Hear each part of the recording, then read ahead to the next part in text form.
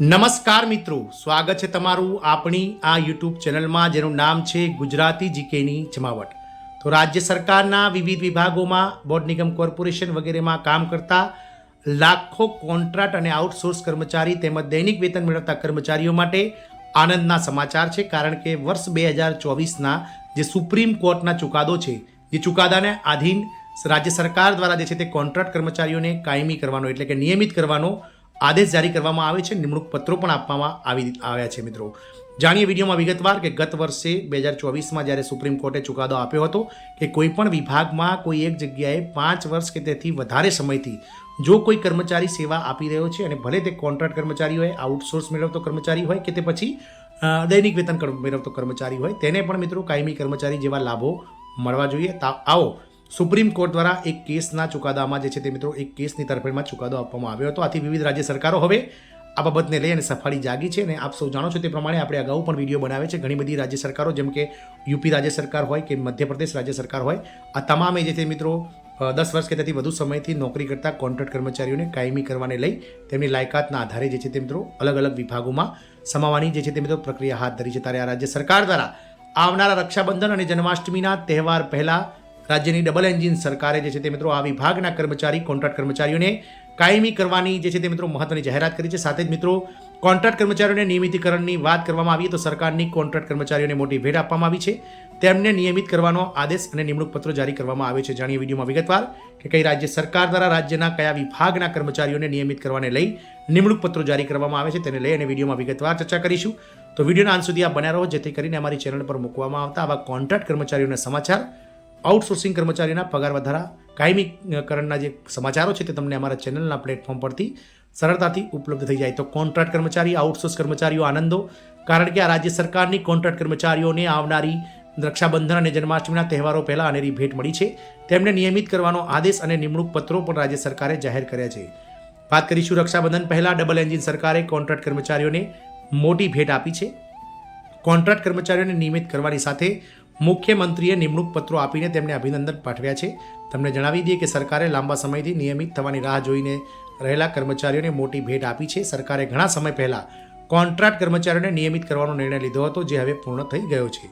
આ સાથે તમામ કર્મચારીઓને નિમણૂક પત્રો પણ સોંપવામાં આવ્યા છે. મુખ્યમંત્રી દ્વારા કર્મચારીઓને નિમણૂક પત્રો આપવામાં આવ્યા છે. કોન્ટ્રાક્ટ કર્મચારીઓને લાંબા સમય પછી સારા સમાચાર મળ્યા છે.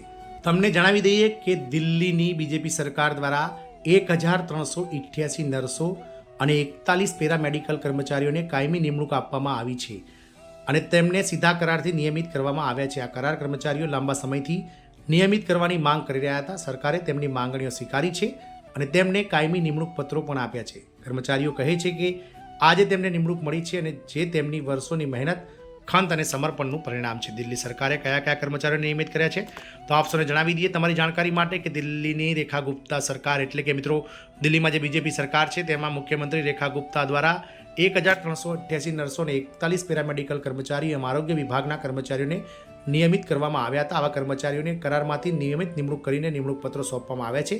સરકારે લાંબા સમયથી ચાલી રહેલી માંગણીને પૂર્ણ કરીને આ તમામ કોન્ટ્રાક્ટ કર્મચારીઓને નિયમિત કરવાનો કર્મચારીને નિર્ણય લીધો છે. નિયમિત થયા પછી કર્મચારીઓને જે છે તે મિત્રો કાયમી નોકરી અને પગાર મળશે. તમને જણાવી દઈએ કે આ કોન્ટ્રાક્ટ કર્મચારીઓને નિયમિત કર્યા પછી તેમની ગણતરી કાયમી સરકારી સેવામાં કરવામાં આવશે. હવે આ બધા કર્મચારીઓને કોન્ટ્રાક્ટ પર રહેવાને બદલે સરકારી કર્મચારી કહેવામાં આવશે અને તેમને નિયમ મુજબ પગાર ભથ્થા સહિત તમામ સેવા લાભો આપવામાં આવશે. અન્ય વિભાગોમાં પણ કર્મચારીઓને નિયમિત કરવામાં આવશે. દિલ્હી સરકારે આરોગ્ય વિભાગથી શરૂઆત કરી છે અને ડીએસએસ અને સ્ટેનો કેડરના 618 કર્મચારીઓને પણ બઢતી આપવામાં આવી છે, જે દર્શાવે છે કે અન્ય વિભાગમાં પણ કરાર અથવા તો કોન્ટ્રાક્ટ કર્મચારીઓને કાયમી કરવાની પ્રક્રિયા ચાલી રહી છે. ટૂંક સમયમાં અન્ય ઘણા વિભાગોમાં કરાર કર્મચારીઓને કાયમી કરવામાં આવશે. કરારથી કાયમી નિમણૂક મેળવ્યા પછી હવે આ કર્મચારીઓ કોઈપણ સરકારી ભરતીમાં પસંદ કરાયેલા કર્મચારીઓની જેમ જ તમામ સરકારી લાભો, નિયમો અને ભથ્થા હેઠળ જે છે તેમને પગાર અને વગેરે ભથ્થા ચૂકવવામાં આવશે અને સરકારી નિયમો પણ તેમને લાગુ પડશે. આમ દિલ્હીની ડબલ એન્જિન સરકાર દ્વારા દિલ્હીના આરોગ્ય વિભાગના 1388 નર્સો અને 41 પેરામેડિકલ્સ જે સ્ટાફ છે મળીને કુલ લગભગ 1440 જેટલા જે કર્મચારીઓ છે તેમને કાયમી નિમણૂક આપી દેવામાં આવી છે. દિલ્હીના અન્ય વિભાગોમાં પણ મિત્રો હવે કોન્ટ્રાક્ટ કર્મચારીઓને તેમની સેવાને આધીન જો ઘણા લાંબા સમયથી લડત લડી રહ્યા છે તેમને પણ મિત્રો કોન્ટ્રાક્ટ કર્મચારીઓને કાયમી કરવાની કવાયત હાલ રાજ્ય સરકારે હાથ ધરી છે તેવી માહિતી મળી છે મિત્રો. સુપ્રીમ કોર્ટના ચુકાદાને આધીન જે રીતે દિલ્હી સરકારે મિત્રો કોન્ટ્રાક્ટ કર્મચારી આઉટસોર્સ કર્મચારીઓને કાયમી કરવાની જે છે તે કવાયત હાથ ધરી છે, તેમ અન્ય રાજ્ય સરકારો પણ ઘણા લાંબા સમયથી લડત લડી રહેલા અને આઉટસોર્સ અને કોન્ટ્રાક્ટ કર્મચારીઓ કે જેઓ 10 વર્ષ કે તેથી વધારે સમયથી એક જ જગ્યા પર પોતાની સેવા આપી રહ્યા છે, રાજ્ય સરકારની અલગ અલગ વિભાગોમાં તેમને કાયમી કરવાની જે છે તે કવાયત હાથ ધરે તેવી આશા છે. જય હિન્દ. અસ્તુ.